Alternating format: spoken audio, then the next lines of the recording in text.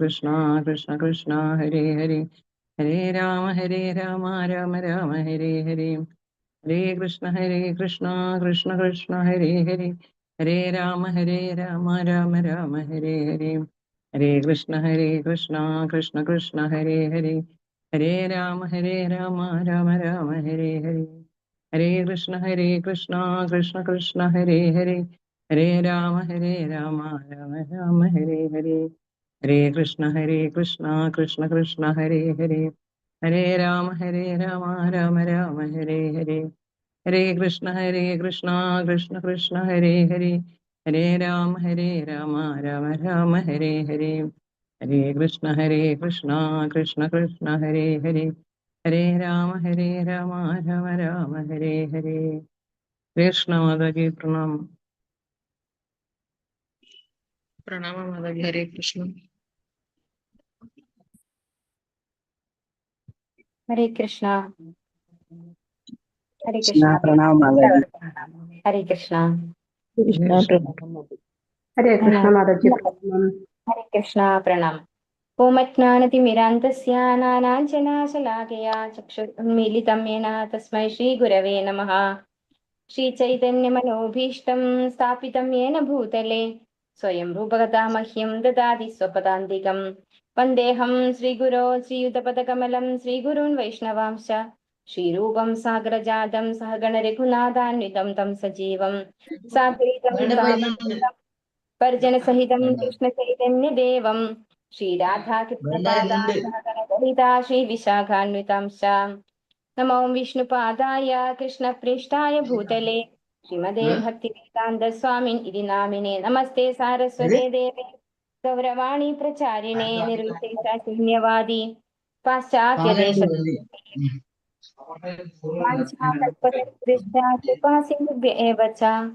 പതിതാനാം പാവനേഭ്യോ വൈഷ്ണവേഭ്യോ നമോ നമഃ. ഹേ കൃഷ്ണ കരുണാ സിന്ധോ ദീനബന്ധോ ജഗത്പതേ ഗോപേശ ഗോപികാ കാന്ത രാധാ കാന്ത നമോസ്തുതേ. തപ്ത കാഞ്ചന ഗൗരാംഗീ രാധേ വൃന്ദാവനേശ്വരി വൃഷഭാനുസുതേ ദേവി പ്രണമാമി ഹരിപ്രിയേ. ജയ ശ്രീകൃഷ്ണ ചൈതന്യ പ്രഭു നിത്യാനന്ദ ശ്രീ അദ്വൈത ഗദാധര ശ്രീവാസാദി ഗൗരഭക്തവൃന്ദ. ഹരേ കൃഷ്ണ കൃഷ്ണ കൃഷ്ണ ഹരേ ഹരേ ഹരേ രാമ രാമ രാമ ഹരേ ഹരേ.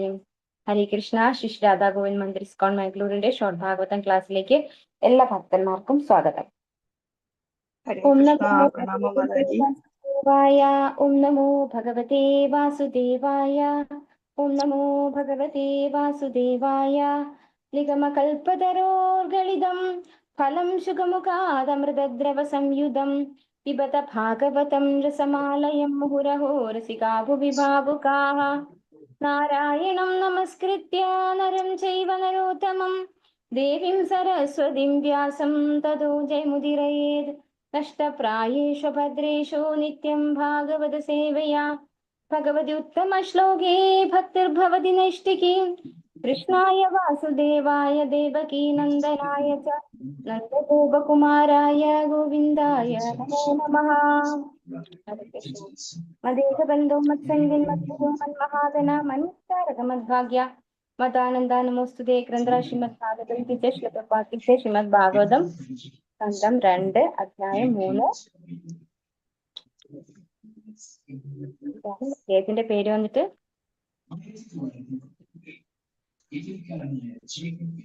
ശുദ്ധ ഭക്തിയുടെ സേവനം, ഹൃദയത്തിലെ മാറ്റം. അതായത് നമ്മള് സെക്കൻഡ് കാൻഡോ ഫസ്റ്റ് ചാപ്റ്റർ വന്നിട്ട് എന്താ പഠിച്ചേ? എങ്ങനെയാണ് ഭഗവാനെ വിരാട് രൂപത്തില് ആരാധിക്കുക അല്ലെ? ഭഗവാനെ ഭൗതികമായിട്ട് മാത്രം ജീവിച്ച് അല്ലെങ്കിൽ അത് മാത്രം അറിയുന്ന ആളുകൾക്ക് എങ്ങനെ ഭഗവാനെ വിരാട് രൂപത്തിൽ ദർശിക്കാൻ കഴിയും? അത് ഓരോന്നിനെയും ഭൗതിക ലോകത്തിലെ ഓരോന്നിനെയും ഭഗവാനുമായിട്ട് കമ്പയർ ചെയ്ത് പറഞ്ഞു തന്നു ശുകദേവ ബ്രഹ്മർഷി. ശേഷം ഇന്ദ്രിയ നിയന്ത്രണം ചെയ്തുകൊണ്ട് ഭഗവാനെ ധ്യാനിക്കാൻ പറഞ്ഞു അല്ലെ? 2ാമത്തെ അധ്യായത്തില് ഭഗവാനെ ധ്യാനിക്കുന്ന കാര്യമാണ് ശുകദേവ ബ്രഹ്മർഷി പറഞ്ഞത്. അവസാനം എന്ത് പറഞ്ഞു? ഭഗവാനെ കുറിച്ച് ശ്രവിക്കുകയും കീർത്തിക്കുകയും ചെയ്യുമ്പോൾ ശുദ്ധമായ ഭക്തിയുത സേവനമാണ് നമുക്ക് കിട്ടാന്നല്ലേ? ഈ ഒരു അധ്യായത്തിൽ വന്നിട്ട് ശുദ്ധ ഭക്തിയുത സേവനം എങ്ങനെയാണ് നമ്മുടെ ഹൃദയത്തെ മാറ്റിമറിക്കുന്നത് എന്ന് പറഞ്ഞുതരാണ്. ഹരേ കൃഷ്ണ. ശ്ലോകം 9.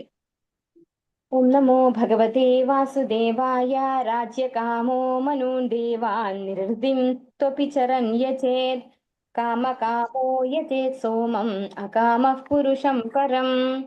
ഹരേ കൃഷ്ണ. ഓം നമോ ഭഗവതേ വാസുദേവായ. ഓം നമോ ഭഗവതേ വാസുദേവായ. രാജ്യകാമോ മനൂൻ ദേവാൻ നിരൃതിം ത്വപി ചരൻ യചേത്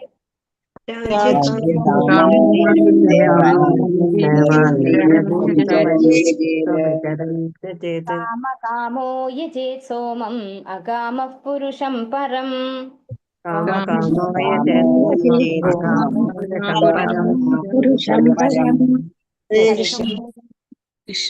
കാമഹ രാജ്യം അഥവാ സാമ്രാജ്യം ആഗ്രഹിക്കുന്ന ഒരുവൻ. മനൂൻ ദേവന്മാരുടെ അർദ്ധാവതാരങ്ങളായ മനുക്കൾ. ദേവാൻ ദേവന്മാർ. നിരുതിയും അസുരന്മാർ. തു എന്നാൽ അഭിചരൻ ശത്രുക്കളുടെ മേൽ വിജയം ആഗ്രഹിക്കുന്ന ഒരുവൻ. യജേത് ആരാധിക്കണം. കാമകാമഹ ഇന്ദ്രിയാസ്വാദനം ആഗ്രഹിക്കുന്ന ഒരുവൻ. യജേത് ആരാധിക്കണം. സോമം ചന്ദ്രൻ എന്നു പേരായ ദേവൻ. അകാമഹ സഫലമാക്കാൻ ഭൗതിക ആഗ്രഹങ്ങൾ ഒന്നും തന്നെ ഇല്ലാത്ത പുരുഷൻ. പരമദിവ്യോത്തമ പുരുഷൻ. പരം പരമോന്നതൻ. വിവർത്തനം ഭാവാർത്ഥം. യസി ഭക്തി വേദാന്ത സംശ്ലേ പ്രഭാഗിച്ചേ. സാമ്രാജ്യം അല്ലെങ്കിൽ രാജ്യത്തിനു മേൽ ആധിപത്യം ആഗ്രഹിക്കുന്ന ഒരുവൻ. മനുക്കളെയും ശത്രുക്കളുടെ മേൽ വിജയം വരിക്കാൻ ആഗ്രഹിക്കുന്ന ഒരുവൻ. ദുർദേവതകളെയും അഥവാ രക്ഷസുകളെയും ഇന്ദ്രിയാസ്വാദനം അഭിലഷിക്കുന്ന ഒരുവൻ ചന്ദ്രനെയും ആരാധിക്കണം. എന്നാൽ ഭൗതിക സുഖാസ്വാദനങ്ങൾ ഒന്നും തന്നെ ആഗ്രഹിക്കാത്ത ഒരുവൻ പരമദിവ്യോത്തമ പുരുഷനെ ആരാധിക്കണം. അപ്പോ ഈ ഒരു അധ്യായത്തിന്റെ തുടക്കത്തിൽ തന്നെ ശുകദേവ ബ്രഹ്മർഷി നമുക്ക് ആഗ്രഹങ്ങളോടുകൂടി, നേരത്തെയുള്ള അധ്യായത്തിൽ പറഞ്ഞു അല്ലെ, ഒരു യോഗിക്ക് ആഗ്രഹങ്ങൾ ഉണ്ടെങ്കിൽ ആ യോഗി എവിടെ പോകുന്നു പറഞ്ഞു? ബ്രഹ്മലോകത്തിലേക്ക് പോകുന്നു പറഞ്ഞു അല്ലെ. അവിടെ ഈ ആഗ്രഹങ്ങളൊക്കെ സഫലീകരിക്കേണ്ടതായിട്ടുണ്ട്. അദ്ദേഹത്തിന് കുറെ ആഗ്രഹങ്ങൾ സഫലീകരിക്കാനുണ്ട്. അപ്പൊ അതുപോലെ ഇവിടെ പറയാണ്, നമ്മൾക്ക് ഓരോരോ ആഗ്രഹങ്ങൾ ഉണ്ടെങ്കിൽ നമ്മൾ ഏതേത് ദേവന്മാരെയാണ് ആരാധിക്കേണ്ടത് എന്നാണ് ഈ ശ്ലോകങ്ങളിലും കഴിഞ്ഞ ശ്ലോകത്തിലും ഒക്കെ ശുകദേവ ബ്രഹ്മർഷി പറഞ്ഞത് അത് തന്നെയാണ്. അപ്പൊ ഇവിടെ പറയാണ്, സാമ്രാജ്യം അല്ലെങ്കിൽ രാജ്യത്തിന് മേൽ ആധിപത്യം ആഗ്രഹിക്കുന്ന ഒരുവൻ, അതായത് ഒരു പൊളിറ്റീഷ്യൻ അല്ലെങ്കിൽ ഒരു നേതാവ്, ഒരു മന്ത്രി ഒക്കെ ആവണമെങ്കിൽ ആരെയാണ് ആരാധിക്കേണ്ടത്? മനുക്കളെ ആരാധിക്കണം. ശത്രുക്കളുടെ മേൽ വിജയം വരിക്കാൻ ആഗ്രഹിക്കുന്ന ഒരുവൻ ദുർദേവതകളെ അഥവാ രക്ഷസുകളെ ആരാധിക്കണം. ഓ നമ്മുടെ യഥാർത്ഥ ശത്രു ആരാണ്? നമ്മൾ ഭഗവത്ഗീതയിൽ പഠിച്ചിട്ടുണ്ട് അല്ലെ. നമ്മുടെ മനസ്സ് തന്നെയാണ്. ആഗ്രഹങ്ങളെ അടക്കാൻ പറ്റാത്ത മനസ്സാണ് നമുക്ക് ഏറ്റവും വലിയ ശത്രു. മനസ്സ് തന്നെയാണ് ഒരാളുടെ ശത്രു, മനസ്സ് തന്നെയാണ് ഒരാളുടെ മിത്രവും. പക്ഷെ ഇവിടെ നമ്മൾ മറ്റുള്ളവരോട് ഒരു വൈരാഗ്യ ബുദ്ധി കാണിച്ചിട്ട് അവര് നശിച്ചു പോകണം അല്ലെങ്കിൽ അവർക്ക് എന്തെങ്കിലും ദോഷം വരണം എന്ന് ആഗ്രഹിക്കുന്നവര് ദുർദേവതകളെയും രക്ഷസുകളെയുമാണ് ആരാധിക്കേണ്ടത്. ഇന്ദ്രിയാസ്വാദനം അഭിലഷിക്കുന്ന ഒരുവൻ ചന്ദ്രനെ ആരാധിക്കണം. അപ്പോൾ ഇന്ദ്രിയങ്ങളെ സംതൃപ്തിപ്പെടുത്താൻ ആഗ്രഹിക്കുന്നവര് ചന്ദ്രനെ ആരാധിക്കുക. ഇനി ഭൗതികമായ യാതൊരു ആഗ്രഹവും ഇല്ലാത്ത ഒരാള് ആരെ ആരാധിക്കണം? ഭഗവാനെ ആരാധിക്കണം അല്ലെ. പരമദിവ്യോത്തമ പുരുഷനായ ഭഗവാനെ ആരാധിക്കണം. ഒരു ഭൗതിക ആഗ്രഹങ്ങളും ഇല്ലാത്തവരെ ഭഗവാനെ ആരാധിക്കണം എന്ന് ശുകദേവ ബ്രഹ്മർഷി പറയാണ്. ഭാവാർത്ഥമേസി ഭക്തി വേദാന്ത സംശ്ലേ പ്രഭാഗിച്ച്. ഒരു മുക്താവിനെ സംബന്ധിച്ചിടത്തോളം മുകളിൽ പ്രസ്താവിച്ച എല്ലാ സുഖാസ്വാദനങ്ങളും പൂർണ്ണമായും വ്യർത്ഥമാണെന്ന് കരുതപ്പെടുന്നു. ബഹിരംഗ ശക്തിയുടെ ഭൗതിക ഗുണങ്ങളാൽ വ്യവസ്ഥീകൃതരാക്കപ്പെട്ടവർ മാത്രം വ്യത്യസ്തങ്ങളായ ഭൗതിക സുഖാസ്വാദനങ്ങളാൽ വശീകരിക്കപ്പെടുന്നു. അന്യഥ അതീന്ദ്രിയവാദിക്ക് സഫലീകരിക്കത്തക്കതായ ഒരു ഭൗതിക ആഗ്രഹങ്ങളുമില്ല. അതേസമയം ഭൗതികവാദിക്ക് സഫലീകരിക്കാൻ എല്ലാവിധ ലൗകിക ആഗ്രഹങ്ങളും ഉണ്ട്. ലൗകികമായ സുഖങ്ങൾ അഭിലഷിക്കുകയും അപ്രകാരം മുകളിൽ സൂചിപ്പിച്ചതുപോലെ വ്യത്യസ്ത ദേവന്മാരുടെ അനുഗ്രഹം കാക്ഷിക്കുകയും ചെയ്യുന്ന ഭൗതികവാദികൾ അവരുടെ ഇന്ദ്രിയങ്ങളുടെ മേൽ നിയന്ത്രണമില്ലാത്തവരാകിയാൽ ജൽപിതങ്ങൾക്ക് സ്വയം സമർപ്പിക്കുന്നു എന്ന് ഭഗവാൻ ഉദ്ഘോഷിച്ചിട്ടുണ്ട്. പരമദിവ്യോത്തമ പുരുഷനെ ആരാധിക്കാൻ തക്കവിധം വിവേകികളാകുന്നവർ യാതൊരുവിധ ഭൗതിക ആസ്വാദനവും അഭിലഷിക്കരുത്. വിഡ്ഢികളായ വ്യക്തികളുടെ നേതാക്കന്മാർ അതീവ വിഡ്ഢികളാണ്. എന്തുകൊണ്ടെന്നാൽ ഒരുവന് ദേവന്റെ ഏത് രൂപത്തെ അഥവാ ഏത് ദേവനെ ആരാധിച്ചാലും ഒരേ ഫലം പ്രാപ്തമാക്കാൻ കഴിയുമെന്ന് അവർ പരസ്യമായി വിഡ്ഢിത്തം പ്രഭാഷിക്കുന്നു. അപ്പോ ഇവിടെ പറയുന്നത് എന്താണ്? വിഡ്ഢികളായ വ്യക്തികളുടെ നേതാക്കന്മാർ അതീവ വിഡ്ഢികളാണെന്നാണ് പറയുന്നത് അല്ലെ. അതായത് ഇത്തരത്തില് ഓരോ ദേവീദേവന്മാരെ ആരാധിച്ചാൽ നമുക്ക് ഭഗവാനെ ആരാധിച്ച അതേ ഗുണമാണ് കിട്ടുക എന്ന് പറയുന്നവരെയാണ് ഇവിടെ അതീവ വിഡ്ഢികൾ എന്ന് പറഞ്ഞിരിക്കുന്നത് അല്ലെ. ആരുടെ? സാധാരണ വിഡ്ഢികളായിട്ടുള്ള ആൾക്കാരെ വിഡ്ഢികളായ വഴിയിലൂടെ നയിക്കുന്ന നേതാക്കന്മാരെയാണ്, അവരാണ് വിഡ്ഢികളാണ് എന്ന് പറയുന്നത്. കാരണം അവർ ഏത് ദേവനെ ആരാധിച്ചാലും ഒരേ റിസൾട്ടാണ് കിട്ടുക എന്നാണ് പറഞ്ഞു കൊടുക്കുന്നത്. അപ്പോൾ അത് വളരെ വലിയൊരു അപരാധമാണ് അല്ലെ. ശരിക്കും പറഞ്ഞാൽ ഒരു ഗുരു ആണെന്ന് ചമഞ്ഞിട്ട് അല്ലെങ്കിൽ ഒരു ഗുരു ആണെന്ന് സ്വയം പ്രഖ്യാപിച്ചിട്ട് ഭക്തന്മാരെ അല്ലെങ്കിൽ തന്റെ ഡിവോട്ടീസിനെ അല്ലെങ്കിൽ തന്റെ ശിഷ്യന്മാരെ തെറ്റായ വഴിക്ക് നയിക്കുന്നവരെ ഒരിക്കലും ഗുരു എന്ന് പറയാൻ പറ്റില്ല അല്ലെ. ഭാഗവതത്തിൽ തന്നെ ആറാമത്തെ സ്കന്ധത്തിലല്ലേ, അല്ല 5ാമത്തെ സ്കന്ധാണെന്ന് തോന്നുന്നു, ഋഷഭദേവന്റെ ഇത് പറയുന്നുണ്ട്. 5ാമത്തെ സ്കന്ധാണ് തോന്നുന്നു. ഋഷഭദേവൻ പറയുന്നത് എന്താണ്? ഒരു ഗുരു ആവണമെങ്കിൽ തന്റെ ശിഷ്യനെ ഭഗവാനിലേക്ക് എത്തിക്കാൻ സാധിക്കണം. ഒരു അമ്മയാവണമെങ്കിൽ തന്റെ കുട്ടി ഇനിയൊരു യോനിയിലേക്ക് പറഞ്ഞു വിടാതെ ഭഗവാന്റെ അടുത്തേക്ക് പറഞ്ഞു വിടാൻ കഴിയുന്ന ഒരാൾക്ക് മാത്രമേ ഞാൻ അമ്മയാണ് എന്ന് പറയാൻ പറ്റുള്ളൂ. അച്ഛനാവണമെങ്കിൽ അച്ഛൻ എന്ത് വേണം? മക്കളെ ഭഗവാന്റെ അടുത്തേക്ക് എത്തിക്കണം, ഇനിയും ഒരു യോനിയിലേക്ക് പറഞ്ഞു വിടരുത്. അതുപോലെ ഒരു ഭർത്താവാകണമെങ്കിൽ തന്റെ ഭാര്യയെ ഭഗവാന്റെ അടുത്തേക്ക് ഇനി ഒരു യോനിയിൽ പറഞ്ഞു വിടാതെ ഭഗവാന്റെ അടുത്തേക്ക് എത്തിക്കാൻ പറ്റുന്ന ആളായിരിക്കണം. അതല്ല എങ്കിൽ അയാള് ഭർത്താവല്ല, അച്ഛനല്ല, അമ്മയല്ല, ഇങ്ങനെ ഓരോന്ന്. ഗുരുവല്ല, ദേവനല്ല. കാരണം ദേവന്മാരെ നമ്മൾ ആശ്രയിച്ചിട്ട് ദേവന്മാരുടെ അടുത്തേക്ക് പോയിട്ട് നമ്മൾ വീണ്ടും തിരിച്ച് താഴോട്ടേക്ക് പതിക്കുകയാണെങ്കിൽ ആ ദേവനല്ല എന്നാണ് പറയുന്നത്. അപ്പോൾ നമ്മളെ ഭഗവാന്റെ അടുത്തേക്ക് എത്തിക്കുന്നവൻ, നമ്മൾ ഡിപ്പെൻഡ് ചെയ്യുന്നത് ആരാണോ ആ ആൾക്ക് നമ്മളെ ഭഗവാന്റെ അടുത്തേക്ക് തിരിച്ചെത്തിക്കാനുള്ള കഴിവുണ്ടാകണം. അങ്ങനെയുള്ളവരെ മാത്രമേ നമ്മൾ ഡിപ്പെൻഡ് ചെയ്യാൻ പാടുള്ളൂ. അല്ലാത്ത ആചാര്യന്മാരെയാണ് ഇവിടെ അതീവ വിഡ്ഢികളാണ് എന്ന് പറഞ്ഞത്. എന്തുകൊണ്ടെന്നാൽ ഒരുവന് ദേവന്റെ ഏത് രൂപത്തെ അഥവാ ഏത് ദേവനെ ആരാധിച്ചാലും ഒരേ ഫലം പ്രാപ്തമാക്കാൻ കഴിയുമെന്നവർ പരസ്യമായി വിഡ്ഢിത്തം പ്രഭാഷിക്കുന്നു. ഇത്തരത്തിലുള്ള പ്രഭാഷണം ഭഗവത്ഗീതയിലെ അല്ലെങ്കിൽ ശ്രീമദ് ഭാഗവതത്തിലെ പ്രബോധനങ്ങൾക്ക് വിരുദ്ധമാണ്. ഏതെങ്കിലും ഒരു സ്ഥലത്തേക്കുള്ള യാത്രാ ടിക്കറ്റ് വാങ്ങുന്നതോടെ ഒരുവന് ഉദ്ദിഷ്ട സ്ഥലത്ത് എത്തിച്ചേരാമെന്ന് അവകാശപ്പെടുന്നത് പോലെ വിഡ്ഢിത്തമാണ് അതും. ബറോഡയ്ക്കുള്ള ടിക്കറ്റ് വാങ്ങുന്നതിലൂടെ ആർക്കും ഡൽഹിയിൽ നിന്നും മുംബൈയിൽ എത്തിച്ചേരാൻ കഴിയുകയില്ല. വ്യത്യസ്ത ആഗ്രഹങ്ങളാൽ പൂരിതമായ വ്യക്തികൾക്ക് വിഭിന്ന ആരാധനാക്രമങ്ങൾ ഉണ്ടെന്നും എന്നാൽ ഭൗതിക സുഖാസ്വാദനങ്ങൾക്ക് യാതൊരു അഭിലാഷവുമില്ലാത്ത ഒരുവൻ പരമദിവ്യോത്തമ പുരുഷൻ പരമോന്നതനായ ഭഗവാനെ ശ്രീകൃഷ്ണനെ ആരാധിക്കണമെന്നും ഇതിൽ സുവ്യക്തമായി പ്രതിപാദിച്ചിരിക്കുന്നു. അപ്പോ നമുക്ക് എവിടേക്കെങ്കിലും ഒരു ടിക്കറ്റ് എടുത്തിട്ട് ഒരേ ഡെസ്റ്റിനേഷനിലേക്ക് അല്ലെ, ഞാൻ ട്രിവാൻഡ്രത്തേക്ക് ടിക്കറ്റ് എടുക്കുന്നു, മറ്റൊരാള് ഡൽഹിക്ക് ടിക്കറ്റ് എടുക്കുന്നു, മറ്റൊരാള് കൽക്കട്ടയ്ക്ക് ടിക്കറ്റ് എടുക്കുന്നു, എല്ലാവർക്കും കൂടി മാംഗ്ലൂർ ടെമ്പിളിൽ എത്താൻ പറ്റുമോ ആ ടിക്കറ്റും കൊണ്ട്? പറ്റില്ല അല്ലെ. നമുക്ക് മാംഗ്ലൂരിൽ പോകണമെങ്കിൽ മാംഗ്ലൂരിലേക്ക് തന്നെ എല്ലാവരും ടിക്കറ്റ് എടുക്കണം. അല്ലാണ്ട് നമ്മൾ ഓരോരുത്തരും ഓരോ ദിക്കിൽ ഓരോ ദേവന്മാരെ നമ്മൾ ആരാധിക്കും, എന്നിട്ട് നമ്മൾ എത്തേണ്ടത് എവിടെയാണ്? ഭഗവാന്റെ അടുത്തേക്കാണ്. അത് എത്തിക്കോളും. കാരണം എല്ലാ ദേവവും ഒരേ പരമസത്യമാണ് എന്ന് പറഞ്ഞുകൊണ്ട് നമ്മൾ പോയി കഴിഞ്ഞാൽ നമ്മള് വിഡ്ഢികളാക്കപ്പെടുകയാണ് ചെയ്യുന്നത്. അത്തരത്തിലുള്ള ആചാര്യന്മാർ നമ്മളെ ശരിക്കും പറ്റിക്കുകയാണ് ചെയ്യുന്നത്. അപ്പോൾ ഭൗതികമായിട്ടുള്ള ആഗ്രഹമൊന്നും ഇല്ല എങ്കിൽ നമ്മൾ വേറൊരു ദേവന്മാരെയും ആശ്രയിക്കേണ്ട ആവശ്യമില്ല. വേറെ ദേവന്മാരെ എന്തിനു വേണ്ടിയിട്ടാണ് ആശ്രയിക്കുന്നത്? ഓരോരുത്തർക്കും ഓരോ ഡിപ്പാർട്ട്മെന്റ് ആണ് കൊടുത്തിരിക്കുന്നത് ഭഗവാൻ അല്ലെ. ശരിക്കും ഒരു പരമോന്നതനായ ഭഗവാൻ ഇല്ല എങ്കിൽ ആരാണ് ഇവർക്ക് ഡിപ്പാർട്ട്മെന്റ് അലോട്ട് ചെയ്യുന്നത് എന്നൊക്കെ നമുക്ക് ചോദ്യം ചെയ്യാവുന്ന ഒരു കാര്യമാണ് അല്ലെ. നമുക്ക് ഇപ്പോൾ ഓരോരുത്തർക്കും ഓരോ ഡിപ്പാർട്ട്മെന്റ്, ഇപ്പൊ നമ്മൾ വിഘ്നേശ്വരൻ എന്ന് വിളിക്കും ഗണപതിയപ്പനെ അല്ലെ. എല്ലാ വിഘ്നങ്ങളും ഇല്ലാതെയാക്കി തരുന്നയാളാണ്. ആ ഗണപതിയപ്പന്റെ അടുത്ത് പോയിട്ട് എനിക്ക് മരണം ഇല്ലാതെ ആക്കണം അല്ലെങ്കിൽ എനിക്ക് ഒരുപാട് സമ്പത്ത് തരണം എന്നൊന്നും പറഞ്ഞാല് കിട്ടില്ല. കാരണം ആ ഡിപ്പാർട്ട്മെന്റിൽ എന്താണ്? വിഘ്നേശ്വരനാണ്. വിഘ്നങ്ങൾ തരുന്നതും വിഘ്നേശ്വരനാണ്, വിഘ്നങ്ങൾ ഇല്ലാതെയാക്കുന്നതും വിഘ്നേശ്വരനാണ്. അപ്പോൾ വിഘ്നേശ്വരനെ പ്രീതിപ്പെടുത്തിയാൽ വിഘ്നങ്ങൾ ഉണ്ടാവില്ല എന്നുള്ളത് മാത്രമേ ചെയ്യുള്ളൂ. അപ്പൊ പിന്നെ എന്താണ്, അങ്ങനെ ഓരോരുത്തർക്കും ഓരോ സെക്ഷനാണ് ഭഗവാൻ കൊടുത്തിട്ടുള്ളത്. അപ്പൊ അലോട്ട് ചെയ്തു, ആ അലോട്ട് ചെയ്ത ആളിനെയാണ് നമ്മൾ എന്ത് ചെയ്യേണ്ടത്? ആരാധിക്കേണ്ടത് അല്ലെ. ഭഗവാനാണ് എല്ലാവർക്കും ഓരോരോ ഡ്യൂട്ടി കൊടുക്കുന്നത്. ഇവിടെ ബ്രഹ്മാവിനെ തന്നെ സൃഷ്ടികർമ്മം നിർവഹിക്കാനുള്ള ഡ്യൂട്ടി ഭഗവാൻ കൊടുത്തതാണ്. അപ്പോൾ ആരാണോ ഡ്യൂട്ടി കൊടുത്തിരിക്കുന്ന ആ ഭഗവാനെയാണ് നമ്മൾ ആരാധിക്കേണ്ടത്. എന്തില്ലെങ്കിൽ ഈ ഭൗതികമായ യാതൊരു ആഗ്രഹങ്ങളും ഇല്ലെങ്കിൽ. ഭൗതികമായ ആഗ്രഹങ്ങൾ ഉണ്ടെങ്കിലാണ് നമുക്ക് ദേവീദേവന്മാരെ പ്രീതിപ്പെടുത്തേണ്ടി വരുന്നത്. അപ്പൊ അതുകൊണ്ട് അർത്ഥം നമ്മൾ ദേവീദേവന്മാരെ എന്താ പറയാ ബഹുമാനിക്കരുത് അല്ലെങ്കിൽ നിന്ദിക്കണം എന്നൊന്നും അല്ല. നമ്മൾ പറയുന്നത് ആരാധിക്കുന്നത് ഭഗവാനെയും ബാക്കി എല്ലാവരെയും നമ്മൾ ബഹുമാനിക്കണം അല്ലെ. ശരിക്കും ബഹുമാനിക്കണം. പക്ഷെ നമ്മൾ ഒന്നും പോയിട്ട് ചോദിക്കേണ്ട ആവശ്യമില്ല. അവരെ പ്രീതിപ്പെടുത്തിയിട്ട് നമുക്ക് ഒന്നും നേടേണ്ട ആവശ്യമില്ല. ഇനി അതല്ല, നമ്മളെ കുടുംബത്തിലെ എല്ലാവരും ഇങ്ങനെ ദേവീദേവന്മാരെയൊക്കെ ആരാധിക്കുന്നവരാണെങ്കിൽ ഒരിക്കലും നമ്മൾ റിജക്ട് ചെയ്യാതെ നമ്മൾ അവിടെ പോയിട്ട് ഭക്തി തരണേ, ഭഗവാന്റെ നാമം ജപിക്കാൻ സാധിക്കണേ എന്ന് മാത്രം പ്രാർത്ഥിക്കാം. ഭഗവാന്റെ അടുത്ത് ഇപ്പോ പറയുമ്പോൾ നമ്മൾ രാമായണത്തിൽ കാണാം, ഭഗവാൻ വരുണദേവനെ ആരാധിക്കുന്നത് കാണാം. അതുപോലെ ശിവനെ രാമേശ്വരത്ത് പ്രതിഷ്ഠിച്ചിട്ടുണ്ട്. അപ്പോൾ ഭഗവാനും എല്ലാവരെയും, ഭഗവാന്റെ ഭക്തന്മാരാണ് അവരൊക്കെ. അപ്പൊ ഭഗവാന് ഭക്തന്മാരോട് അതീവ ഇഷ്ടമാണ് അല്ലെ. നമുക്കറിയാം അർജുനോടൊക്കെ എന്തുമാത്രം ഇഷ്ടമായിരുന്നു ഭഗവാനെന്ന്. അപ്പോൾ ഭഗവാന്റെ ഭക്തന്മാരോട് ഭഗവാൻ പ്രത്യേക ഇഷ്ടമുണ്ട്. അപ്പൊ ഭഗവാന്റെ ഭക്തന്മാരെ ആരാധിക്കുന്നതും ബഹുമാനിക്കുന്നതും ഒക്കെ ഭഗവാൻ ഇഷ്ടമാണ്. പക്ഷെ നമ്മൾ എന്തിനു വേണ്ടി ആവരുത് അതൊക്കെ? നമ്മുടെ ഭൗതികമായ ആഗ്രഹങ്ങളെ സാധിച്ചെടുക്കാൻ വേണ്ടി ആവരുതെന്നേ ഉള്ളൂ. പരിശുദ്ധ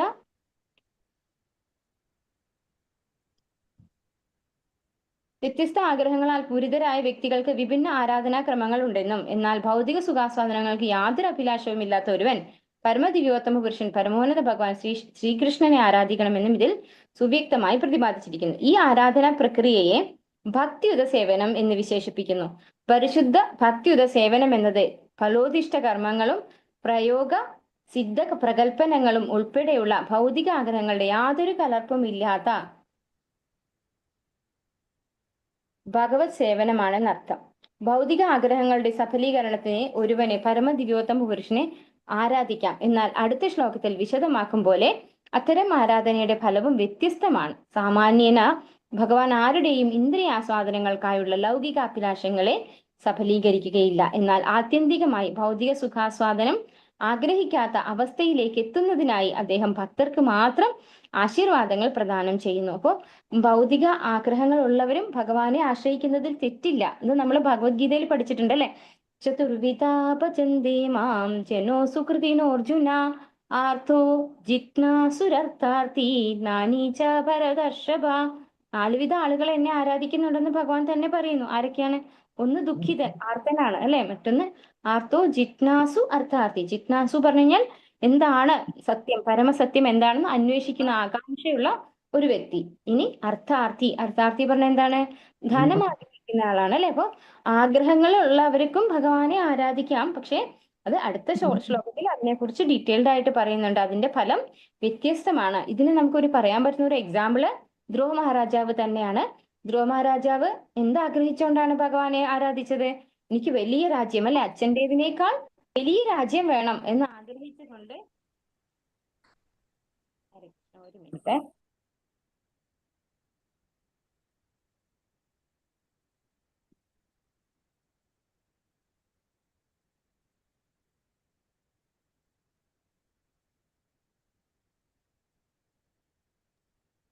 ഹരേ കൃഷ്ണ. സോറി, ഒരു കോൾ വന്നാണ് കേട്ടോ. അപ്പോ ധ്രുവ മഹാരാജാവിന്റെ കാര്യത്തില് ധ്രുവ മഹാരാജാവ് ഭഗവാനെ ആരാധിക്കാൻ പോയത് സമ്പത്ത് ആഗ്രഹിച്ചല്ലേ, അച്ഛൻ്റെതിനേക്കാൾ വലിയൊരു രാജ്യം, ഐശ്വര്യമുള്ള ഒരു രാജ്യം ആഗ്രഹിച്ചുകൊണ്ടാണ് പോയത്. പക്ഷേ ധ്രുവ മഹാരാജാവിന് ഭഗവാനെ കണ്ടു കഴിഞ്ഞപ്പോ എന്താണ് മനസ്സിലായത്? ഞാൻ ഭഗവാന്റെ അടുത്ത് പോയിട്ട്, അതായത് ഒരു വലിയ രാജകൊട്ടാരത്തിൽ പോയിട്ട് എനിക്ക് കുറച്ച് കുപ്പിച്ചില്ല് തരുമോ എന്ന് ചോദിക്കുന്നത് പോലെയാണ് ഭൗതിക ആഗ്രഹങ്ങൾ നമ്മൾ ഭഗവാനോട് ചോദിക്കുന്നത്. ഭഗവാൻ നമുക്ക് ഭഗവാനെ തന്നെ തരും അല്ലെ. അപ്പൊ പിന്നെ ഭഗവാനോട് ഭൗതികമായിട്ടുള്ള യാതൊന്നും ചോദിക്കേണ്ട ആവശ്യമില്ല. അപ്പോൾ അടുത്ത ശ്ലോകങ്ങളിൽ ഇതിനെക്കുറിച്ച് ഡീറ്റെയിൽഡ് ആയിട്ട് പറയുന്നുണ്ട്. ഇന്ദ്രിയാസ്വാദനങ്ങൾക്കായുള്ള ലൗകിക അഭിലാഷങ്ങളെ സഫലീകരിക്കുകയല്ല, എന്നാൽ ആത്യന്തികമായി ഭൗതിക സുഖാസ്വാദനം ആഗ്രഹിക്കാത്ത അവസ്ഥയിലേക്ക് എത്തുന്നതിനായി അദ്ദേഹം ഭക്തർക്ക് മാത്രം ആശീർവാദങ്ങൾ പ്രദാനം ചെയ്യുന്നു. അപ്പൊ ഭഗവാൻ ഭക്തന്മാർക്കാണ് ഭഗവാന്റെ ആശീർവാദം കൊടുക്കുന്നത്. ഭഗവാൻ ഭഗവത്ഗീതയിൽ പറയുന്നു, വേദാഹം സമതീതാനി വർത്തമാനാനി ച അർജുന ഭവിഷ്യാണി ച ഭൂതാനി മാം തു വേദ ന കശ്ചന. ഭഗവാൻ എല്ലാവരുടെയും ഭൂതം, ഭാവി, വർത്തമാനം എല്ലാം അറിയാം അല്ലെ. അപ്പൊ ഒരു ഭക്തന് സമ്പത്ത് കിട്ടിക്കഴിഞ്ഞാൽ ആ ഭക്തൻ ഭഗവാനെ മറന്നുപോകും. അയാൾക്ക് ഭഗവാനോട് ഇഷ്ടമുണ്ട്, ഭഗവാനെ ആശ്രയിക്കുന്നുണ്ട് അയാള്. പക്ഷെ ആ ഭക്തന്റെ ഒരു നേച്ചർ അല്ലെ, ഭഗവാന് അവരുടെ ഭൂതം, ഭാവി, വർത്തമാനം ഒക്കെ അറിയാവുന്നതുകൊണ്ട് തന്നെ ഇയാൾക്ക് സമ്പത്ത് കിട്ടിയാൽ ഇയാള് ഭഗവാനെ മറന്നുപോകും എന്ന് തിരിച്ചറിഞ്ഞു കഴിഞ്ഞാൽ ചിലപ്പോൾ ഭഗവാൻ അവർക്ക് സമ്പത്ത് കൊടുക്കില്ല. അപ്പൊ ആർക്ക് എന്ത് കൊടുക്കണം, എന്ത് കൊടുത്താലാണ് ആ വ്യക്തിക്ക് നല്ലത് എന്ന് മനസ്സിലാക്കിയിട്ടാണ് ഭഗവാൻ കൊടുക്കുന്നത്. നമ്മൾ ചെറിയ കുട്ടികളുടെ കയ്യിൽ ഒരുപാട് പൈസ കൊടുക്കുമോ? ഇല്ല അല്ലെ. അവരത് മിസ്യൂസ് ചെയ്യും. അവർ വേറെ എന്തെങ്കിലുമൊക്കെ മോശം സാധനങ്ങൾ വാങ്ങി കഴിച്ച് അവരുടെ വയറ് കേടുവരുത്തും, അല്ലെങ്കിൽ അവർ വഴിതെറ്റിപ്പോവും. അങ്ങനെയൊക്കെ ചിന്തിച്ച് നമ്മൾ കൺട്രോൾ ചെയ്യും. അതുപോലെ നമ്മളും വഴിതെറ്റി പോവാതിരിക്കാനായിട്ട് ഭഗവാൻ നമുക്ക് അർഹിക്കുന്നത് മാത്രമേ തരുള്ളൂ. നമ്മൾ ആഗ്രഹിക്കുന്നത് മുഴുവൻ തരില്ല ഭഗവാൻ. പകരം നമ്മൾ എന്താക്കുകയാണ് ചെയ്യുന്നത്? ഈ ആഗ്രഹങ്ങളുടെ ഒക്കെ അപ്പുറത്ത് കടത്തി ആഗ്രഹങ്ങളൊന്നും ഇല്ലാത്തവനാക്കി ഭഗവാൻ മാറ്റും. എന്നാൽ ആത്യന്തികമായി ഭൗതിക സുഖാസ്വാദനം ആഗ്രഹിക്കാത്ത അവസ്ഥയിലേക്ക് എത്തുന്നതിനായി അദ്ദേഹം ഭക്തർക്ക് മാത്രം ആശീർവാദങ്ങൾ പ്രദാനം ചെയ്യുന്നു. ഭൗതിക സുഖാസ്വാദനങ്ങൾക്കായുള്ള അഭിലാഷങ്ങളെ ഒരുവൻ കുറയ്ക്കണമെന്നും അതിന് പകരം അഥവാ ഭൗതികമായത് എന്തിനും അതിന് പരം അഥവാ ഭൗതികമായത് എന്തിനും അതീതമായത് എന്നിവിടെ പ്രസ്താവിച്ചിരിക്കുന്ന പരമദിവ്യോത്തമ പുരുഷനെ ആരാധിക്കണമെന്നുമാണ് നിഗമനം. നാരായണ പരോ വ്യക്ത, പരമപുരുഷൻ ഭൗതിക വലയത്തിന് അപ്പുറമാണ് അഥവാ അതീതമാണെന്ന് ശ്രീപാദ ശങ്കരാചാര്യരും വർണ്ണിച്ചിട്ടുണ്ട്. അപ്പൊ ഭഗവാൻ എന്ന് പറയുന്നത് ഈ ഭൗതിക പ്രകൃതിയുടെ അല്ലെങ്കിൽ ഈ ഭൗതിക വലയത്തിന്റെ അപ്പുറത്തുള്ളതാണ്. അതുകൊണ്ടാണ് നാരായണ പരോ വ്യക്താത് എന്ന് പറയുന്നത്. ഈ നമ്മൾ ഒരു കാര്യം മാത്രം മനസ്സിലാക്കിയാൽ മതി. നമ്മൾ എന്തൊക്കെ ഭൗതികമായിട്ടുള്ള കാര്യങ്ങൾ ആഗ്രഹിക്കുവാണെങ്കിലും അതൊക്കെ എന്താണ് മാത്രമേ നിലനിൽക്കുള്ളൂ അല്ലെ. അതൊന്നും പെർമനന്റ് അല്ല. അപ്പൊ പിന്നെ നമുക്ക് എന്താണ് വേണ്ടത്? പെർമനന്റ് ആയിട്ടുള്ള ഒരു ഐഡന്റിറ്റി അല്ലെ. നമുക്ക് പെർമനന്റ് ആയിട്ടുള്ള സന്തോഷമാണ് വേണ്ടത്. ആ സന്തോഷം എവിടെയുള്ളൂ? ഭഗവാന്റെ അടുത്ത് മാത്രമേ ഉള്ളൂ. അകാമ സർവകാമോ വാ മോക്ഷകാമ ഉദാരതീഹി തീവ്രേണ ഭക്തിയോഗേന യജേത പുരുഷം പരം. നമോ ഭഗവതേ വാസുദേവായ. ഓം നമോ ഭഗവതേ അകാമ സർവകാമോ വാ മോക്ഷകാമ ഉദാരധീഹി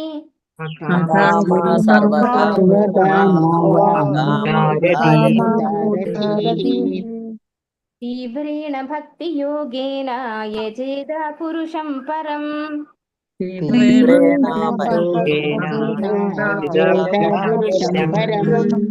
ഹരേ കൃഷ്ണ. ഇമ്പോർട്ടന്റ് ആയിട്ടുള്ള ഒരു ശ്ലോകമാണ് കേട്ടോ. അകാമഹ, എല്ലാ ഭൗതിക ആഗ്രഹങ്ങളെയും അതിജീവിച്ച ഒരുവൻ. കാമഹ, ഭൗതിക ആഗ്രഹങ്ങൾ പൂർണ്ണമായും ഉള്ള ഒരുവൻ. വാ, അല്ലെങ്കിൽ മോക്ഷകാമഹ, മോക്ഷം കാക്ഷിക്കുന്നവൻ. ഉദാരധീഹി, വിശാല ബുദ്ധിയോടെ. തീവ്രേണ, അതീവ ശക്തിയാൽ. ഭക്തിയോഗേന, ഭക്തിയുത സേവനത്തിലൂടെ. യജേത, ആരാധിക്കണം. പുരുഷം, ഭഗവാൻ. പരം, പരമ പരിപൂർണൻ. വർത്തനം ഭാവാർത്ഥമേസി ഭക്തി വേദാന്ത സ്വാമി പ്രഭാക്കിച്ചേ. വിശാല ബുദ്ധിയുള്ള ഒരുവൻ, അവൻ ലൗകികമായ അഭിലാഷങ്ങൾ നിറഞ്ഞവനോ അല്ലെങ്കിൽ ലൗകികമായ യാതൊരാഗ്രഹങ്ങളും ഇല്ലാത്തവനോ അല്ലെങ്കിൽ മോക്ഷം കാക്ഷിക്കുന്നവനോ ആരുമായിക്കൊള്ളട്ടെ, അവൻ തീർച്ചയായും എല്ലാവിധത്തിലും പരം അഥവാ പരിപൂർണമായ പരമദിവ്യോത്തമ പുരുഷനെ ആരാധിക്കണം. അപ്പോ വിശാല ബുദ്ധിയുള്ള ഒരുവൻ ആരാണ്? വിശാല ബുദ്ധിയുള്ള ഒരുവൻ ശരിക്കും ഭഗവാൻ തന്നെ പറയുന്നുണ്ട് അല്ലെ. എല്ലാ ഭഗവത്ഗീത ശ്ലോകത്തിലും അതുപോലെ ശങ്കരാചാര്യർ എന്താ പറഞ്ഞിരിക്കുന്നത്? ഗോവിന്ദം ഭജ, ഗോവിന്ദം ഭജ, ഗോവിന്ദം ഭജ. അല്ലെ, ഗോവിന്ദനെ ഭജിക്കാത്തവൻ എന്താണ്? മൂഢനാണെന്ന് പറയുന്നത്. അപ്പൊ ഭഗവാൻ ഭഗവത്ഗീതയിൽ ഒരുപാട് ശ്ലോകങ്ങളിൽ പറയുന്നുണ്ട് അവൻ മൂഢനാണ്. അതായത് ഭഗവാനെ മനസ്സിലാക്കാത്തവൻ, ഭഗവാനിൽ ഭക്തി ഇല്ലാത്തവൻ ാണ്, ബുദ്ധി കുറഞ്ഞവനാണ്. ഇവിടെ എന്താ പറയുന്നത്? വിശാല ബുദ്ധിയുള്ള ഒരുവൻ. ആയിട്ടുള്ള ഒരാൾക്ക് മാത്രമേ വിശാല ബുദ്ധി ഉണ്ടാവുള്ളൂ അല്ലെ. ഭഗവാനാണ് പരമദിവ്യോത്തമ പുരുഷൻ എന്ന് മനസ്സിലാക്കിയിട്ടുള്ള ഒരു വ്യക്തിയാണ് വിശാല ബുദ്ധിയുള്ള ഒരു വ്യക്തി. അവൻ ലൗകികമായ അഭിലാഷങ്ങൾ നിറഞ്ഞവനോ അതായത് പൂർണ്ണമായിട്ട് ഭൗതികതയിൽ നിന്ന് വിട്ടുപോയിട്ടില്ല. എന്നാൽ ഭഗവാനാണ് പരമദിവ്യോത്തമ പുരുഷൻ എന്ന് അറിയുകയും ചെയ്യാം അല്ലെ. അങ്ങനെയുള്ളവർക്കാണ് ലൗകികമായ ആഗ്രഹങ്ങൾ ഉണ്ടാവുന്നത്. അപ്പോൾ അങ്ങനെയുള്ള ആള് ലൗകിക അഭിലാഷങ്ങൾ ഉള്ള ആളായിക്കോട്ടെ, ഇനി അതല്ല അയാൾക്ക് യാതൊരു ആഗ്രഹം ഇല്ലാത്തവനായിക്കോട്ടെ, ഒന്നും ആഗ്രഹമില്ല, ഭഗവാന്റെ ഭക്തിയുത സേവനം മാത്രമേ ആഗ്രഹിക്കുന്നുള്ളൂ, അങ്ങനെ ആയിക്കോട്ടെ, ആ വ്യക്തിയും ചെയ്യേണ്ടത് ഒരേ കാര്യമാണ്. അല്ലെങ്കിൽ മോക്ഷം കാക്ഷിക്കുന്നവനായിക്കോട്ടെ, അതായത് ഈ ഭൗതികമായ എല്ലാറ്റിൽ നിന്നും എനിക്ക് മോക്ഷം വേണം എന്ന് മാത്രം ആഗ്രഹിക്കുന്നു അല്ലെ. ഭക്തിയുത സേവനാണെന്ന് അറിയുന്നില്ല, ഭഗവാനാണ് പരമദിവ്യോത്തമ പുരുഷൻ എന്നറിയാം, പക്ഷെ ഭക്തിയിൽ എത്തിയിട്ടില്ല അല്ലെ, ഉയർച്ചയിൽ വന്നിട്ടില്ല. തുടക്കക്കാർക്കാണ് എന്ത് വരുന്നത്? ഭൗതികമായ ആഗ്രഹങ്ങൾ ഉണ്ടാകുന്നത്, മോക്ഷം ആഗ്രഹിക്കുന്നത്. ഉന്നത ഭക്തൻ എന്താ ചെയ്യാം? യാതൊരു ആഗ്രഹങ്ങളും ഇല്ലാത്ത ആളായിരിക്കും അല്ലെ. ഈ 3 കാറ്റഗറി ഉള്ളവരായിക്കോട്ടെ, അവർ തീർച്ചയായും എല്ലാവിധത്തിലും പരം അഥവാ പരമപരിപൂർണമായ പരമദിവ്യോത്തമ പുരുഷനെ ആരാധിക്കണം. ഇവിടെ ഉപയോഗിച്ചിരിക്കുന്ന വാക്കെന്താണ്? തീവ്രേണ ഭക്തിയോഗേന അല്ലെ. ഭഗവാനെ തന്നെ ആരാധിക്കണം. തീവ്രേണ പറഞ്ഞ അതീവ ശക്തിയാൽ ഭഗവാനെ ആരാധിക്കണം എന്നാണ് ശുകദേവ ബ്രഹ്മർഷി പറയുന്നത്. അപ്പോൾ നമുക്ക് ഭൗതികമായ ആഗ്രഹങ്ങൾ ഉണ്ടായിക്കോട്ടെ, ഇനി മോക്ഷമായി ആഗ്രഹിക്കുന്ന വ്യക്തി ആയിക്കോട്ടെ, അല്ലെങ്കിൽ ഒരാഗ്രഹങ്ങളും ഇല്ല, ഭഗവാനെ പ്രീതിപ്പെടുത്തുക എന്നുള്ള ഒരു ആഗ്രഹം മാത്രം അല്ലെ, ഒരാഗ്രഹങ്ങളും ഇല്ല, മറ്റൊരാഗ്രഹങ്ങളും ഇല്ലാത്ത വ്യക്തി ആയിക്കോട്ടെ അവരൊക്കെ എന്ത് ചെയ്യണം എന്നാ പറയുന്നത്? തീവ്രേണ അതീവ ശക്തിയാൽ ഭഗവാനെ ഭക്തിയുത സേവനം ചെയ്യണം, പരമദിവോത്തമ പുരുഷനായ ഭഗവാനെ ആരാധിക്കണം എന്നാണ് പറയുന്നത്. അർത്ഥം ഇസി ഭക്തി വേദാന്ത സംശയ പ്രഭാതിച്ചേ. ഭഗവത്ഗീതയിൽ പരമദിവ്യോത്തമ പുരുഷൻ ഭഗവാൻ ശ്രീകൃഷ്ണനെ പുരുഷോത്തമൻ അഥവാ പരമവ്യക്തിത്വം എന്ന് വർണ്ണിച്ചിരിക്കുന്നു. ഭഗവാന്റെ ശരീര തേജസ്സാകുന്ന ബ്രഹ്മജ്യോതിസിൽ വിലയിക്കാൻ ആഗ്രഹിക്കുന്ന അവ്യക്തിഗതവാദികൾക്ക് ആ വിധത്തിലുള്ള മോക്ഷം അഥവാ മുക്തി പ്രദാനം ചെയ്യാൻ അദ്ദേഹത്തിന് മാത്രമേ കഴിയുകയുള്ളൂ. പ്രദീപ്തമായ സൂര്യരശ്മി സൂര്യനിൽ നിന്നും സ്വതന്ത്രമല്ലാത്ത പോലെ ബ്രഹ്മജ്യോതി ഭഗവാനിൽ നിന്നും ഭിന്നമല്ല. ആകയാൽ പരമമായ നിരാകാര ബ്രഹ്മജ്യോതിയിൽ വിലയിക്കുവാൻ ആഗ്രഹിക്കുന്ന ഒരാൾ ശ്രീമദ് ഭാഗവതത്തിൽ നിർദ്ദേശിച്ചിരിക്കുന്നത് പോലെ ഭക്തിയോഗ മുഖേന ഭഗവാനെ ആരാധിക്കുക തന്നെ വേണം. അപ്പോൾ ഇവിടെ പറയുന്നത്, നമ്മൾ ഭഗവത്ഗീതയിൽ ഒരു ശ്ലോകം കേട്ടിട്ടുണ്ടോ? യേ യഥാ മാം പ്രപദ്യന്തേ താം തദൈവ ഭജാമ്യഹം മമ വർത്തമാനുവർത്തന്തേ മനുഷ്യാഃ പാർത്ഥ സർവശഃ. നമ്മൾ ഭഗവാനെ ഏത് വിധത്തിലാണോ ഭഗവാനെ നമ്മൾ കാണുന്നത്, അല്ലെങ്കിൽ ഭഗവാനെ നമ്മൾ എന്താഗ്രഹിച്ചു കൊണ്ടാണോ ആരാധിക്കുന്നത്, നമുക്ക് അതിന്റെ ആ ഒരു റിസൾട്ടാണ് നമുക്ക് കിട്ടുക. അപ്പോൾ ഒരു വ്യക്തി ബ്രഹ്മത്തിൽ അലിയണം എന്ന് ആഗ്രഹിക്കുന്നുണ്ടെങ്കിൽ ആ വ്യക്തിക്ക് അതിനുള്ള ഓപ്പർച്യൂണിറ്റി ഭഗവാൻ കൊടുക്കും. ഇനിയൊരു വ്യക്തി ഭഗവാന്റെ സേവനത്തിലാണ് വരണം ആഗ്രഹിക്കുന്നത്, ഭഗവാന്റെ ഒപ്പം ഗോപികമാരും ഗോപന്മാരും ഒക്കെ കളിച്ചു നടന്നത് പോലെ കളിക്കണം എന്നാണ് ആഗ്രഹിക്കുന്നതെങ്കിൽ ആ വ്യക്തിനെ ഭഗവാന്റെ ആ ഒരു ശുദ്ധ പ്രേമയുത ഭക്തി സേവനം കൊടുത്താണ് അനുഗ്രഹിക്കുക. അങ്ങനെ ആ ഭക്തിത സേവനം ചെയ്താൽ മാത്രമേ നമുക്ക് എന്ത് ചെയ്യാൻ പറ്റുള്ളൂ? ഭഗവാന്റെ ധാമത്തിൽ പോയി ഭഗവാന്റെ ഒപ്പം ഭഗവാന്റെ ലീലകളിൽ പാർട്ട് ആൻഡ് പാർസൽ ആവാൻ പറ്റുള്ളൂ അല്ലെ. ബ്രഹ്മജ്യോതി എന്ന് പറയുന്നതും ഭഗവാനിൽ നിന്ന് തന്നെ വന്നിട്ടുള്ള ഒരു എഫൾജൻസ് അല്ലെങ്കിൽ ഒരു പ്രകാശമാണ്. ഇവിടെ ഇതിനോടാണ് ഉപമിക്കുന്നത്. സൂര്യനിൽ നിന്ന് സൂര്യരശ്മി വരുന്നത് എങ്ങനെയാണോ അതുപോലെയാണ് ഭഗവാനിൽ നിന്ന് ബ്രഹ്മജ്യോതി വരുന്നത്. അതൊരിക്കലും ഭഗവാനിൽ നിന്നും വ്യത്യസ്തമല്ല. ആകയാൽ പരമമായ നിരാകാര ബ്രഹ്മജ്യോതിയിൽ വിലയിക്കാൻ ആഗ്രഹിക്കുന്ന ഒരുവൻ ശ്രീമദ് ഭാഗവതത്തിൽ നിർദ്ദേശിച്ചിരിക്കുന്നത് പോലെ ഭക്തിയോഗം മുഖേന ഭഗവാനെ ആരാധിക്കുക തന്നെ വേണം. സർവം പരിപൂർണതയ്ക്കുള്ള മാർഗമായി ഭക്തിയോഗത്തെ ഇവിടെ വിശേഷമായി ഊന്നി പറഞ്ഞിരിക്കുന്നു. കർമ്മയോഗത്തിന്റെയും ജ്ഞാനയോഗത്തിന്റെയും ആത്യന്തികമായ ലക്ഷ്യം ഭക്തിയോഗമാണെന്ന് പൂർവ്വ അധ്യായങ്ങളിൽ പറഞ്ഞിട്ടുണ്ട്. അതേവിധം വിധദേവന്മാരുടെ വ്യത്യസ്ത രീതിയിലുള്ള ക്രമങ്ങളുടെ നിയാമകമായ ലക്ഷ്യം ഭക്തിയോഗമാണെന്ന് ഈ അധ്യായത്തിൽ നിശ്ചിതമായി പ്രഖ്യാപിച്ചിരിക്കുന്നു. ഭക്തിയോഗം അപ്രകാരം ആത്മസാക്ഷാത്കാരത്തിനായുള്ള പരമമാർഗമാകയാൽ ഇവിടെ നിർദ്ദേശിച്ചിരിക്കുന്നു. അപ്പോൾ നമ്മൾ മനസ്സിലാക്കേണ്ടത്, നമ്മൾ എന്തിനാണ് അന്യദേവന്മാരെ ആരാധിക്കുന്നത്? ഭൗതികമായിട്ടുള്ള ആഗ്രഹങ്ങൾ സഫലീകരിക്കാനാണ് അല്ലെ. നമ്മൾ ഈ ഭൗതികമായ ആഗ്രഹങ്ങൾ എന്തിനാണ് സഫലീകരിക്കുന്നത്? ചിന്തിച്ചു നോക്കിയിട്ടുണ്ട് നമ്മൾ? അതാണ് ഒരു വ്യക്തിയുടെ പരിപൂർണത എന്ന് തെറ്റായി ധരിച്ചുകൊണ്ടാണ് നമ്മളത് ചെയ്യുന്നത് അല്ലെ. നമുക്ക് വലിയ ക്വാളിഫിക്കേഷൻ ഉണ്ടെങ്കിൽ, ഇപ്പൊ എനിക്ക് 2 PhD അല്ലെങ്കിൽ 3 PhD ഒക്കെ ഉണ്ടെങ്കിൽ അതാണ് ഒരു വ്യക്തിയുടെ പരിപൂർണത എന്ന് ഞാൻ തെറ്റായി ധരിച്ചുകൊണ്ടാണ് ഞാൻ അത് ചെയ്യുന്നത്. അല്ലെങ്കിൽ ഞാൻ ഒരുപാട് സമ്പത്ത് ഉണ്ടാക്കുകയാണ്, ഒരുപാട് ബാങ്ക് ബാലൻസ് ഉണ്ടാക്കുകയാണ്. ഈ ബാങ്ക് ബാലൻസ് വർദ്ധിച്ചാലാണ് ഒരു വ്യക്തി പരിപൂർണനാകുന്നത്, അല്ലെങ്കിൽ അത്രയും വലിയ സമ്പത്ത് ഉണ്ടാവുന്ന ഒരാളായാലാണ് ഞാൻ ഒരു വിജയിച്ച വ്യക്തി ആവുന്നത് എന്നുള്ള ഒരു തെറ്റായ ധാരണയാണ് നമ്മളെ കൊണ്ട് അത് ചെയ്യിപ്പിക്കുന്നത്. അപ്പൊ എല്ലാവർക്കും ആവശ്യം എന്താണ്? നമ്മൾ വിജയിക്കുന്ന ഒരു വ്യക്തിയാവണം. പക്ഷെ വിജയിക്കുന്ന ഒരു വ്യക്തിയാവണമെങ്കിൽ നമ്മൾ എന്ത് ചെയ്യണം? അത് ഭഗവത്ഗീതയില് അവസാനത്തെ ശ്ലോകത്തില് സഞ്ജയം പറയുന്നുണ്ടല്ലേ, എത്ര യോഗേശ്വര കൃഷ്ണോ എത്ര പാർത്ഥോ ധനുർധരഃ. അതായത് എവിടെയാണോ ഭഗവാൻ കൂടെ ഉള്ളത്, ആരുടെ കൂടെയാണോ ഭഗവാൻ ഉള്ളത് അവരുടെ കൂടെ എന്തുണ്ട്? വിജയമുണ്ട്, ഐശ്വര്യമുണ്ട്, ലക്ഷ്മിയുണ്ട്, എല്ലാം ഉണ്ട് അല്ലെ. അപ്പൊ ഭഗവാനെ ആശ്രയിച്ചാൽ മാത്രമേ പരിപൂർണ വിജയം നമുക്ക് ലഭിക്കാൻ സാധിക്കുള്ളൂ. പക്ഷെ നമ്മൾ ഈ ഭൗതികതയിൽ ഇരുന്നുകൊണ്ട് തെറ്റായ ഒരു രീതിയിൽ പോകുന്നത് കൊണ്ടാണ്, തെറ്റായ ചിന്താഗതി വരുന്ന എന്താണ്, ഇന്ന് നമ്മളൊരു ടാർഗറ്റ് ഇടും അല്ലെ, അത് അച്ചീവ് ചെയ്താലാണ് എനിക്ക് പരിപൂർണത വരിക എന്ന് നമ്മൾ തെറ്റായി ചിന്തിക്കുകയാണ് ചെയ്യുന്നത്. അതുകൊണ്ടാണ് ഇവിടെ പറയുന്നത് കർമ്മയോഗത്തിന്റെയും ജ്ഞാനയോഗത്തിന്റെയും ആത്യന്തിക ലക്ഷ്യം ഭക്തിയോഗമാണെന്ന് പൂർവാധ്യായങ്ങളിൽ പറഞ്ഞിട്ടുണ്ട്. അതേവിധം വിവിധ ദേവന്മാരുടെ വ്യത്യസ്ത രീതിയിലുള്ള ആരാധനാക്രമങ്ങളുടെ നിയാമകമായ ലക്ഷ്യം ഭക്തിയോഗമാണെന്ന് ഈ അധ്യായത്തിൽ നിശ്ചിതമായി പ്രഖ്യാപിച്ചിരിക്കുന്നു. ഭക്തിയോഗം അപ്രകാരം ആത്മസാക്ഷാത്കാരത്തിനായുള്ള പരമമാർഗമാകയാൽ ഇവിടെ നിർദ്ദേശിച്ചിരിക്കുന്നു. ഒരുവൻ ഭൗതിക സുഖാസ്വാദനമോ ഭൗതിക ബന്ധനങ്ങളിൽ നിന്നും മുക്തിയോ ആണ് ആഗ്രഹിക്കുന്നതെങ്കിൽ പോലും ഏവരും ഭക്തിയോഗ മാർഗങ്ങളെ തീർച്ചയായും ഗൗരവമായി തന്നെ കൈക്കൊള്ളണം. അപ്പോൾ നമ്മൾ മറ്റു ദേവന്മാരെ ആരാധിക്കുവാണെങ്കിൽ ഭൗതികമായ ആഗ്രഹങ്ങൾ ആശിച്ചുകൊണ്ടായിരിക്കും നമ്മൾ ചെയ്യുന്നത്. പക്ഷെ ഇവിടെ ഈ ഒരു ശ്ലോകത്തിൽ എന്താ പറയുന്നത്? നമ്മൾ എന്താഗ്രഹിച്ചാലും ആഗ്രഹിക്കുന്നില്ലെങ്കിലും നമ്മൾ ഭഗവാനെ തന്നെ തീവ്രമായ ഭക്തിയുത സേവനം കൊടുത്തുകൊണ്ട് ഭക്തിയുത സേവനം ചെയ്തുകൊണ്ട് ഭഗവാനെ ആരാധിക്കണം എന്നാണ് പറയുന്നത്. അപ്പോൾ സ്വാഭാവികമായിട്ട് നമുക്ക്, അതായത് ഭഗവാനെ ആരാധിച്ചു കഴിഞ്ഞാൽ ഭഗവാനെ തന്നെ തരും അല്ലെ. ഭഗവാൻ എല്ലാ സൗന്ദര്യവും ഉണ്ട്, ഏറ്റവും സുന്ദരനായിട്ടുള്ള വ്യക്തി ഭഗവാനാണ്. അതുപോലെ സമ്പത്ത് ഭഗവാനുണ്ട് അല്ലെ, എല്ലാം ഭഗവാനുണ്ട്. ഭഗവാനൊന്നും ഭഗവാന്റേതായി വെച്ച് നമുക്കൊന്നും തരാതിരിക്കുന്ന ആളല്ല ഭഗവാൻ. ഭഗവാൻ നമുക്ക് എല്ലാം തരും. അപ്പോൾ ഭഗവാനെ ആരാധിക്കേണ്ട ആവശ്യമേ ഉള്ളൂ. അതുപോലെ ഭഗവാന്റെ അടുത്തുള്ളതാണ് എന്ത്, വിരക്തി അല്ലെ. നമ്മൾ പരീക്ഷിത് മഹാരാജാവിനെയാണ് അതിന് ഉദാഹരണമായിട്ട് പറയാം. കാരണം എന്തുകൊണ്ടാണ്, എല്ലാ ഐശ്വര്യവും ഉണ്ടായിട്ടും അതൊക്കെ ഉപേക്ഷിച്ചുകൊണ്ട് അവസാനത്തെ ആ 7 ദിവസം ഭഗവാനെ പ്രാപിക്കാനായിട്ട് വന്ന ആളാണ് ആര്, പരീക്ഷിത് മഹാരാജാവ്. അപ്പോൾ സമ്പത്തും ഐശ്വര്യവും ഒക്കെ ഉണ്ടായിട്ടും അതിനെ ഉപേക്ഷിക്കാനുള്ള ഒരു വിരക്തിയും കൂടെ ഭഗവാനെ ആരാധിച്ചാൽ മാത്രമേ നമുക്ക് കിട്ടുള്ളൂ.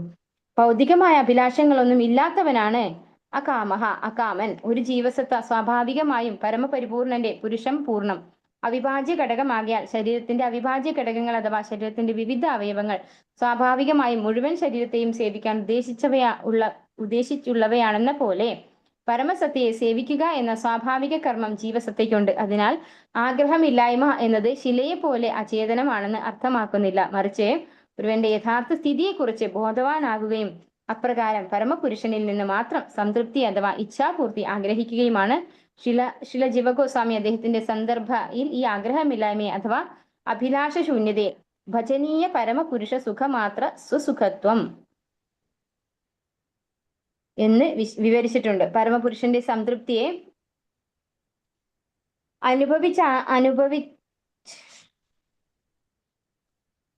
അനുഭവിച്ച് ഗ്രഹിക്കുന്നതിലൂടെ മാത്രമേ ഒരുവൻ ആനന്ദിക്കാവൂ എന്ന് ഇത് അർത്ഥമാക്കുന്നു.